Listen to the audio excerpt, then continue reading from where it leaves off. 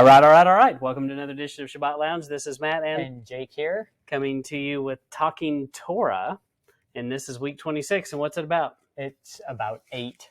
It's Shemini is the name, and this is Leviticus 9 through 11:47.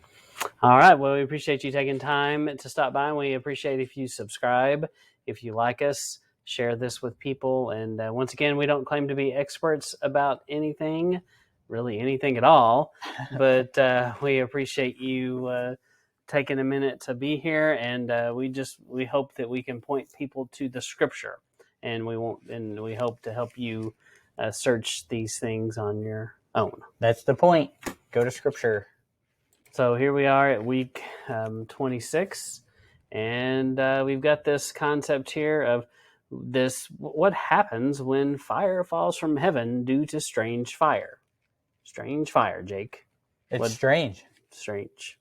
Yeah. So I've heard this. I grew up in the Church of Christ, and I can remember Church of Christ preachers talked about strange fire, and they would use it.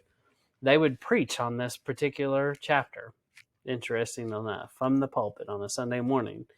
And they would use it, though, to defend something that they believed to be a stronghold of church doctrine. Okay. And it might be, say, the Church of Christ did not participate in musical worship, with musical instruments. And so they would talk about how it was strange fire to bring in a musical instrument to the church building.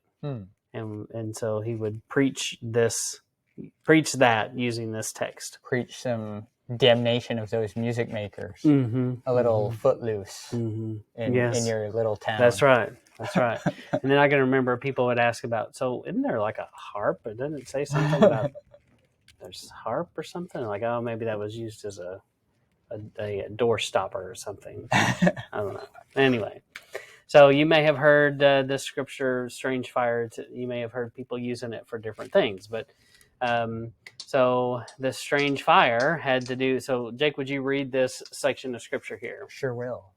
Just warm yourselves by this crackling fire while I read.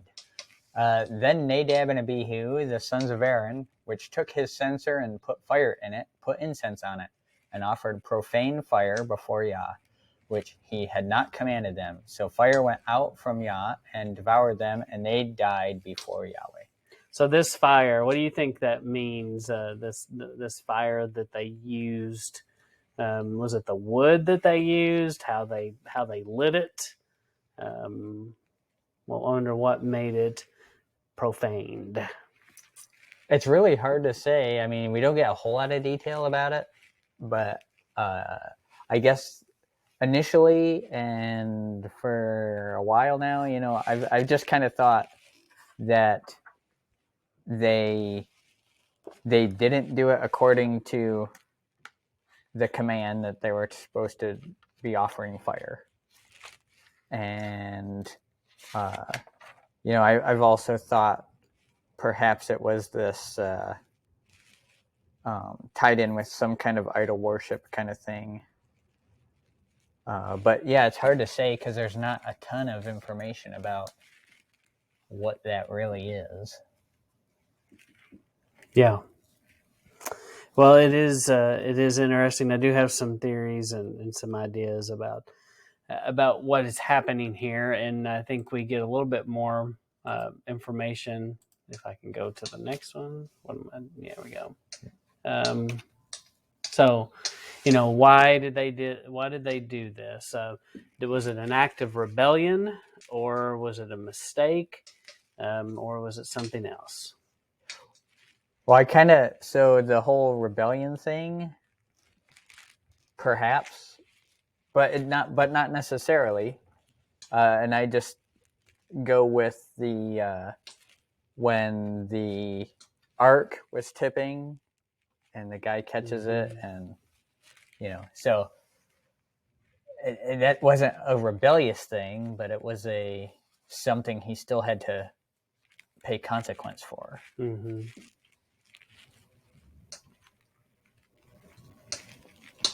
Sorry, I was going back there, but so I think it's possible they were drunk. And So because explain your theory now. So, and the reason is so if you look at this, we started in chapter 9. Is that correct? Yeah. And then 10:8, we have the scripture. So I mean, so basically, so Jake, what happens to these guys after they offer strange fire? Did they all live happily ever after? What happened? No, there was a consuming fire that smote them. Yes, they got smote, ironically, by fire, right? So, and then what did they, and there's this weird thing about they couldn't mourn for them, and they had to come out and act like nothing happened, basically, and everything just going on like normal. And then, so all that happens, and then in 10:8 it says Yahuwah spoke to Aaron, saying, "Do not drink wine nor strong drink, nor your sons with you when you go into the tabernacle of the assembly, lest you die. It shall be a statute forever throughout your generations, and that you may be there may be a difference between the holy and the unholy, between the clean and unclean."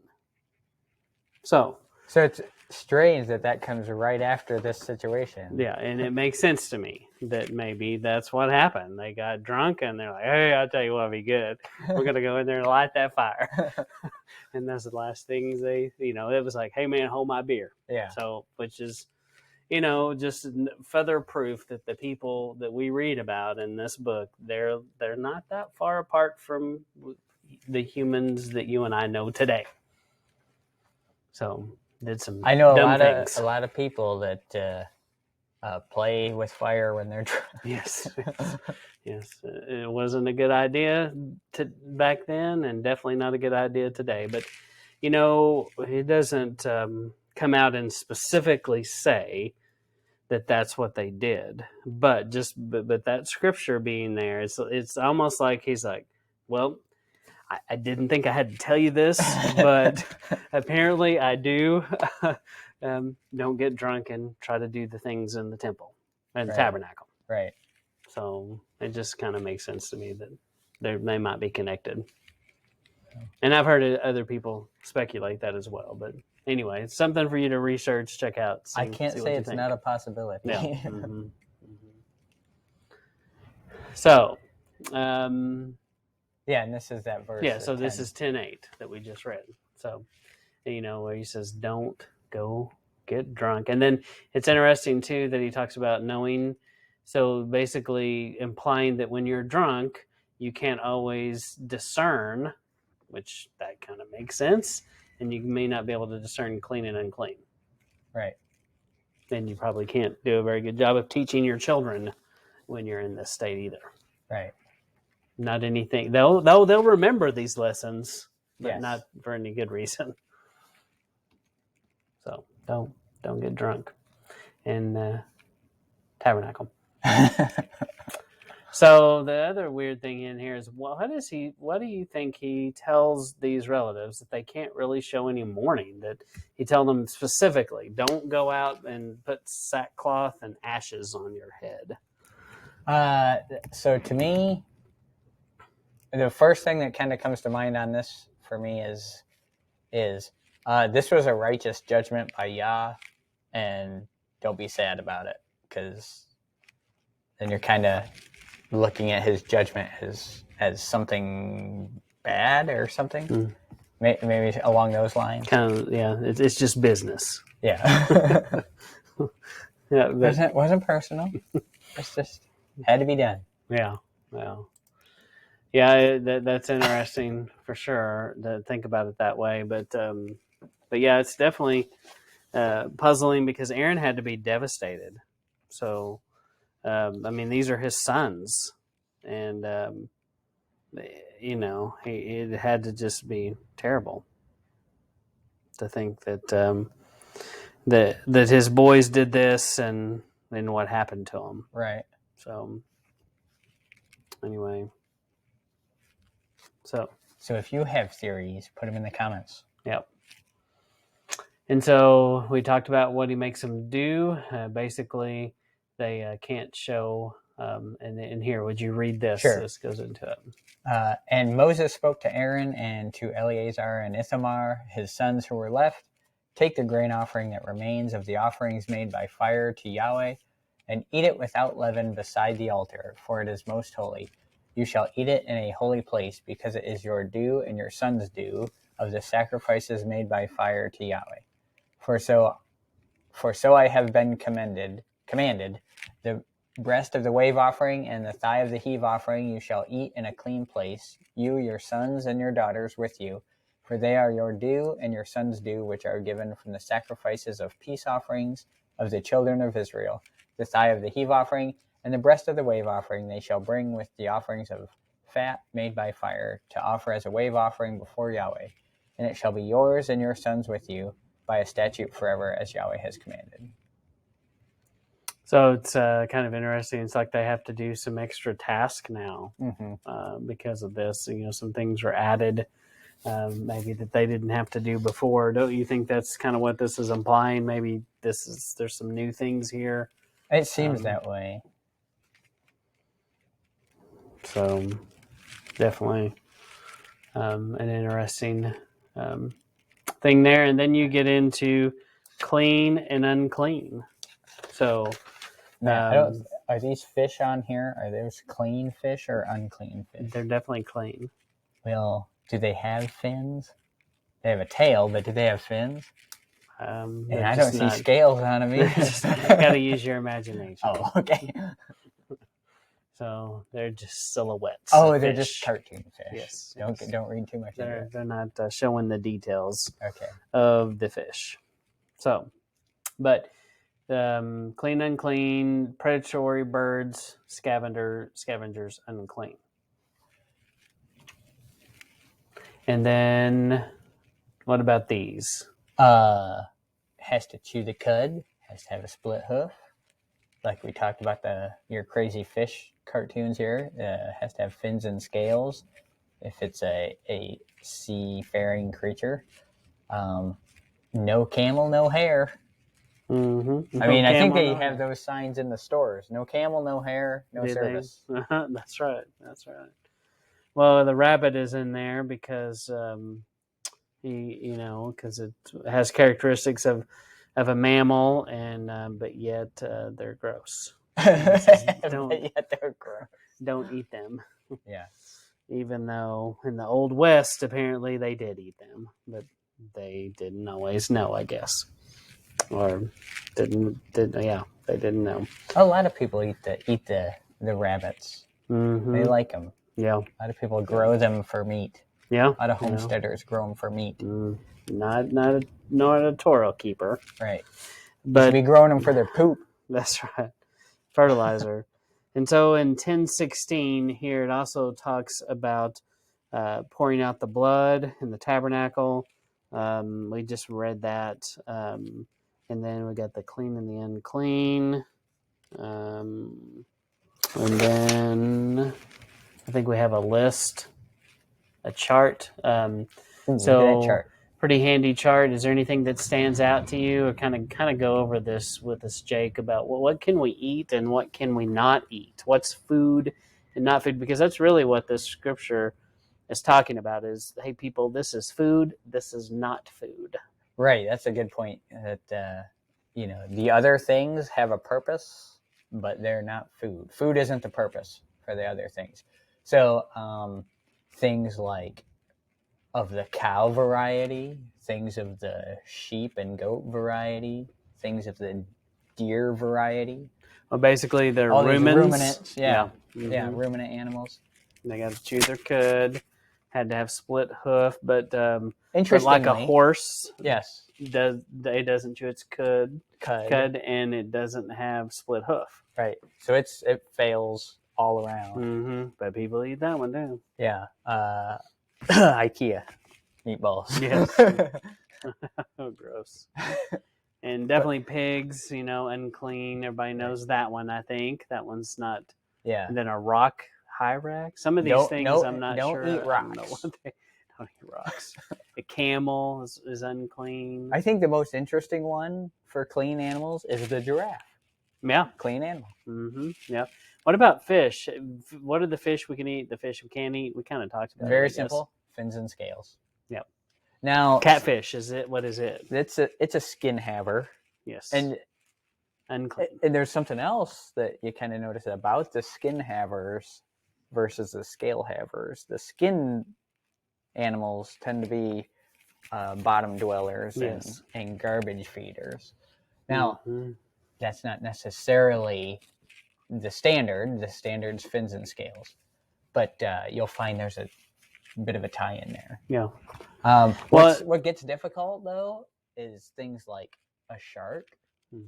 It doesn't have scales per se, but apparently it does. It does. I mean, you think shark, not scales, but I mean, that's something you got to look at on your own and find out, because I think they do have scales. So yeah, there's not a lot of shark options for me here. Well, we have a shark enthusiast in our fellowship, and she assures us sharks have scales. She wouldn't eat sharks, though, because they're too awesome. Yeah, too awesome. Well, it kind of makes me mad. We recently did a series about climate change is real. Yeah. And in the climate change is real, I don't remember talking about one of the problems, maybe we did. One of the problems in the ocean is that we are over harvesting the bottom dwellers. We're harvesting all the clams and the shrimp. And then now we're standing around going, I wonder why the ocean is so dirty. It's like, maybe we shouldn't, if we followed his commandments, we would be leaving the things in the water that were designed to clean it. Right. But we keep overfishing, and they're having to create artificial reefs and do all this intervention here in Texas, actually, trying to get the clams and things to come back. And then the water's really gross. Yeah. So that's what you get, people. That's right. And pretty much on birds, it's predatory birds. The birds one is probably the toughest. Yeah. Because there's so many different kinds of birds, and they only give you a few examples. Yeah. So, I mean, let's throw it into the mix, Matt. What about chickens? I know we've talked about it before. But when you look at the characteristics of a chicken compared to the unclean birds here, they're very different. Yes. The characteristics of eagle, vulture, buzzards, falcons, they're not really what we see in chickens necessarily. Those are smart birds. Yes. Those are birds that are on a mission, and just, chickens just... they're different. Yeah. They're not like that. Now, I've heard the whole, if it has like a crop kind of situation. I don't know, but I'm of the variety that chickens are clean, but I wouldn't be surprised if we got up there and he said, "Oh, you guys missed that one." Yeah. Yeah, and it's one of those things where, I mean, I guess if you study it and you become convicted about it, well, you shouldn't eat chicken. But Jake and I have both studied it, and we didn't, we decided it was okay. But I think that's something you got to figure out on your own. And if you choose not to do it, that's great. I mean, I'm not going to argue with you. Yeah. So I get it. So, and then the flying insect thing, we don't often think, and especially in our world today, not many of us look at insects and go, ooh, that's a tasty looking bug right there. I wonder what that'd feel like between my teeth. But in other places of the world, they eat a lot of insects. And turns out there are insects we can eat. That's right. So. Oh, yeah. The thing with if your knees are above your feet, which is kind of a weird kind of phrase, but the whole, locust, grasshopper, cricket varieties, all that kind of thing. Yeah. Stuff that jumps around, I guess. Yeah. And then you think about in the insect world, there are millions of insects. And so there's really not that many you can really eat. Right. And then what about creeping reptiles? Turns out... stay away from them. None. So kind Those of interesting. Are terrible. Yes. Not a single one. Every lizard is evil. So anyway. I love how creeping reptiles. It has on the list mouse. Mm-hmm. It's just a Is it creeping a reptile? it's a creeping animal, I guess. Yeah. Doesn't really fall in. And interesting too, when you look through this and you look at the verses, he says these are abominable to you, and they make you an abomination. Don't make yourselves abominable to him. Yeah. Through these things. Yeah. Now, if we're gonna say this went away, just realize if you're saying that, this is the same thing he says about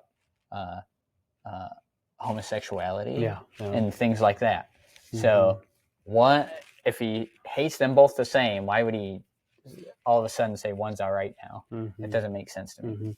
And it makes sense that this was, no one explained this to me early on, but that he created these for purposes. And he never created these unclean things for the purpose of feeding people. Right. That was not their intention. They have different things. They're the sanitation department. They're the cleanup crew. And it makes sense. You don't eat trash, and you don't eat the trash that eats the other trash. Right. That just makes sense. But also when you think about it in some ways, by eating unclean animals, I ate unclean animals a lot. I ate a lot of them. But I don't think I realized I was actually consciously making a choice to put bad things in my. I didn't even do the research and realize how they. Oh, it's also very bad for me. Yeah. And then all the science points out the same thing. Yeah, it's a good idea to not eat those things. Yeah. So, and how many warnings do you see? I mean, you see warnings about cooking your meat thoroughly, but it seems like on so many of these unclean ones, sometimes they have another warning about worms and things that you can get. So, well, fire didn't cook as well back then. So didn't cook as well, did it? I've heard that argument. The fire wasn't as hot. Yeah. So anyway, clean, unclean. This concludes week 8. Jake, what else you got to say about week 8 in the Torah portion? Well, a couple things. One being, I hear a lot, well, in the beginning, he created them and he said they were good for the unclean animals. I hear that argument, but good doesn't mean eat it, right? He made a lot of things good, but that you don't eat. But he made rocks good. Rocks are good. I don't eat them. Well, that's your problem. He made the sun, the moon, the sky, the earth. So when he says he made them and he said they were good, good just means they perform the function they were created to perform. A shovel's good because it digs dirt. It's made to dig dirt. Does it dig dirt? It's good. Mm-hmm. So that's the point. Yeah, that's a good point. And then additionally, the other thing I had was, you may be surprised to find how many times it talks about don't make yourself unclean in the New Testament. It's all over in there. Now, I usually go to Galatians 5, where he has the whole list of fleshly things you're supposed to refrain from. And one of them is uncleanness. And where do you find where to be free from that uncleanness? The Torah and Leviticus and right, several places. That's where it describes it. I don't see anywhere in the New Testament that really describes what this unclean that you're supposed to be refraining from really is. And I always thought it was about washing my hands. Right. Well, that's what the Pharisees were saying. Cleanliness is next to godliness. Right. And and I believe that is true. But what I understood is in my youth was about washing my hands and washing my body. It wasn't anything about what went into my body. Right. And then, of course, I kind of think of it this way too. If your body is the temple, right? And we're supposed to be, we're a New Testament church, right? Mm-hmm. Our body's the temple now. Right. So don't be smearing your temple, Yah's temple, with unclean animal fat. Yes, someone we know says, don't smear it with pig squirts. Yes, don't smear Yah's temple with pig squirts. Words to live by. Yes. Yeah, so that's going to be on the next T-shirt for sure. Yeah. So those were just kind of the points I yeah, had. no, that's good. That's real good. All right. Well, if you have any questions, go read Leviticus 9, 11 through 47. It's not very long. Also, while we're on the topic, we recommend a great way to read the Torah portions every day, little by little, is the Daily Bread app. And so we are not sponsored in any way, but we do like to mention things that are useful, and that's useful. Right. That's a good app. I like it. So we appreciate you stopping by, and we appreciate you subscribing, and tune in for more. This is Matt and Jake. signing off. See you later.